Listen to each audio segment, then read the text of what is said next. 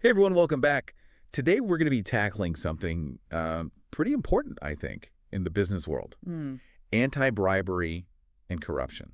Yeah, it's a big one. Yeah, this is one of those things that whether you're prepping for a meeting or you're just kind of curious about it, Mm. or you work with a lot of international partners, you really kind of have to have this on your radar. It's critical in today's global business landscape, that's for sure. Yeah, absolutely. So to kind of break it down really simply, Okay. we're talking about preventing those situations where someone's trying to use, like, I don't know, gifts or payments or something Right. to influence a decision. Yeah, anything that creates a conflict of interest. Yeah, It's about ensuring fairness and transparency in business dealings. exactly. And, we have some really great source material today that we're going to be looking at, and Absolutely. it's fascinating. It is. And one of the things that I think is really interesting is that, these anti-bribery and corruption laws, we'll call them ABC laws sometimes just to make it simple. Okay. Um, they're not just like local rules or anything. This Mm. is international stuff. Yeah. We're talking agreements like the U.S. Foreign Corrupt Practices Act, the FCPA. Oh, yeah. And then, there's the OECD Anti-Bribery Convention. Yeah. And they basically say you can get into some serious trouble, like major fines, Mm-hmm. even jail time, if you're caught doing things that, in some cultures might be considered like, quote unquote, normal business practices. Yeah, I mean, you think about it, like even something that might be considered acceptable in one country could be a huge no-no in another, right? Exactly. That's why understanding the global landscape is so important. Yeah. I mean, remember what happened with Siemens Oh, yeah. back in 2008? Yeah. I mean, they had to shell out $800 million in fines for violating the FCPA. That was a massive wake-up call for a lot of companies. Yeah, $800 million? That's no joke. No, it's not. It really highlights how important it is to take this stuff seriously. So it's not just about avoiding those fines, though. No, it's bigger than that. It's about fostering a culture of ethics within a company.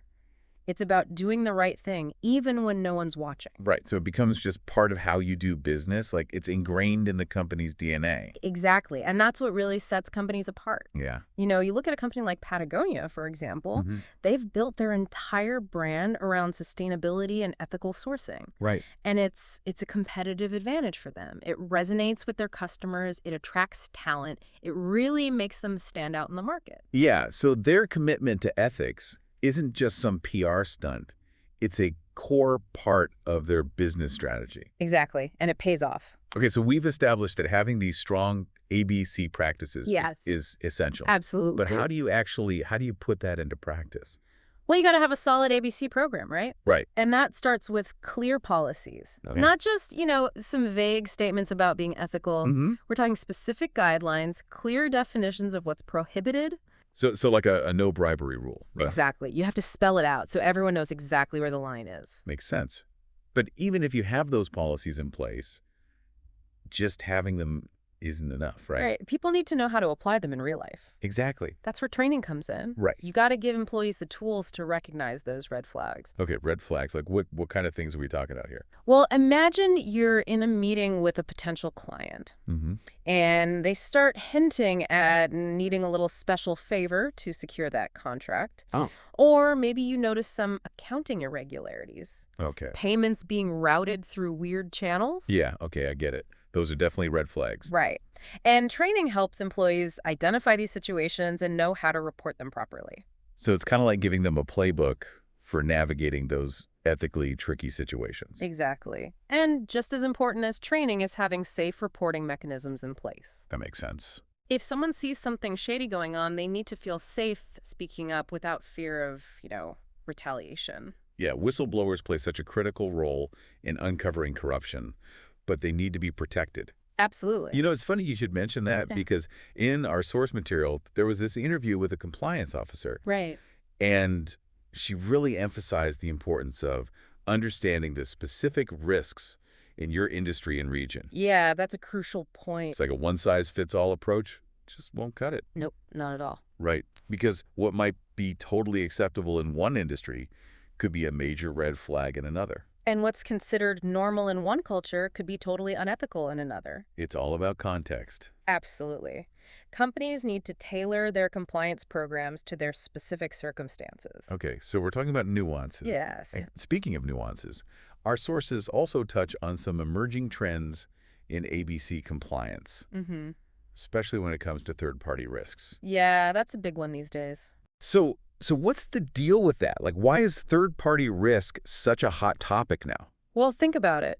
With globalization and complex supply chains, companies are relying on more and more third parties. Right, like partners, contractors, suppliers. Exactly. And the thing is, you're not just responsible for your own employees' actions anymore. You're accountable for the actions of everyone you do business with. Precisely. So if you've got, some shady contractor slipping someone a bribe on your behalf, you could be held responsible. Oh, wow. Yeah, it's a big deal. Companies need to be really diligent about vetting their third parties to make sure they're upholding ethical standards. It adds a whole other layer of complexity to the equation. It does. All right, so we've talked about policies, training, third-party risks. Yep. What about technology? I mean, it seems like technology is transforming everything these days. Oh, absolutely. Is it changing the game when it comes to compliance? It is. Technology is becoming a powerful tool in the fight against bribery and corruption.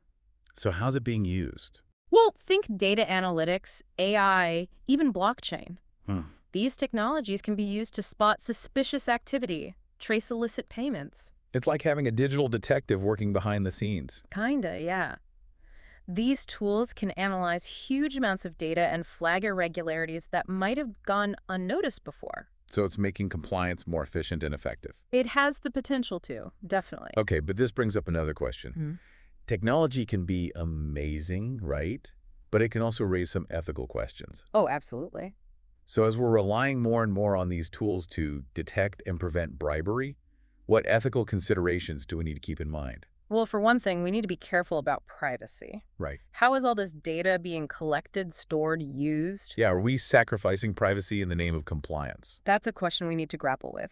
And then there's the issue of bias. Algorithms can reflect the biases of their creators. So we could end up with systems that unfairly target certain groups or individuals. Exactly. So we need to be very mindful of these ethical implications as we embrace technology and compliance. It's about finding that balance between leveraging the power of technology and upholding ethical principles. Couldn't have said it better myself.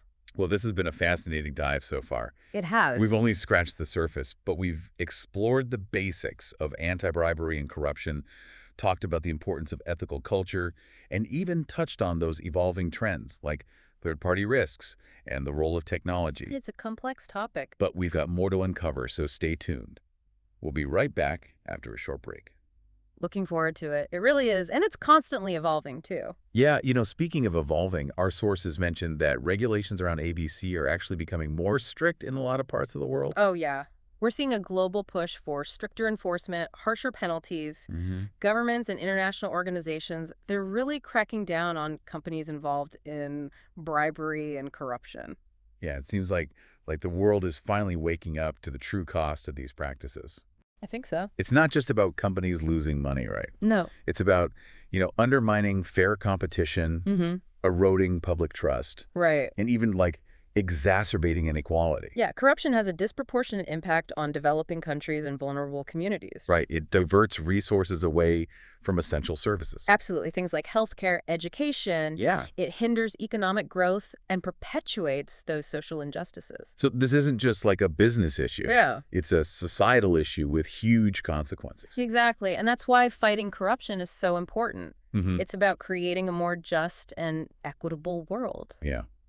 It's about doing business the right way, Mm-hmm. not just the easy way. The ethical way. Yeah. And let's be real. Yeah. It just makes good business sense. It does. I mean, who wants to partner with a company known for cutting corners or engaging in shady deals? You're right. In the long run, ethical behavior builds a strong reputation. It attracts top talent. It leads to greater success. It's about building a sustainable business. Yeah. One that you can be proud of. Absolutely. One that contributes positively to society. Couldn't agree more. So we've talked a lot about companies, but what about individuals? Like, what role can individuals play in combating bribery and corruption? That's a great question. Especially if they're not, in a position of power within a company. Yeah. Well, I think everyone has a role to play in creating a culture of integrity. Okay. It starts with personal choices. So even small actions can make a difference. Absolutely. refusing to participate in bribery, speaking up when you see something wrong, supporting organizations that are fighting corruption. Hmm. These actions all contribute to a more ethical environment. Like creating a ripple effect. Exactly. One person taking a stand can inspire others to do the same. It's a collective effort. It is. We all have a responsibility to speak up against corruption, demand better from our leaders, our institutions, and ourselves. That's powerful stuff. Yes. It's a good reminder that change really does start with each of us. It does. Okay, so we've covered a lot of ground here. And have. But before we wrap up, I want to go back to something that really struck me in the material we've been looking at today. Okay. There was this line that said, culture starts at the top. Oh, yeah, that's a good one. What does that mean for business leaders when it comes to anti-bribery and corruption compliance? It means they have to lead by example. They have to walk the walk, not just talk the talk. So actions speak louder than words. Exactly. If leaders are cutting corners or turning a blind eye to unethical behavior, Yeah. it sends a message that it's okay for everyone else to do the same. So it's about demonstrating those ethical values in every decision, every interaction. It is. Leaders need to be vocal about their commitment to ethical conduct. Okay. Make it clear that bribery and corruption won't be tolerated, No matter what. no matter what.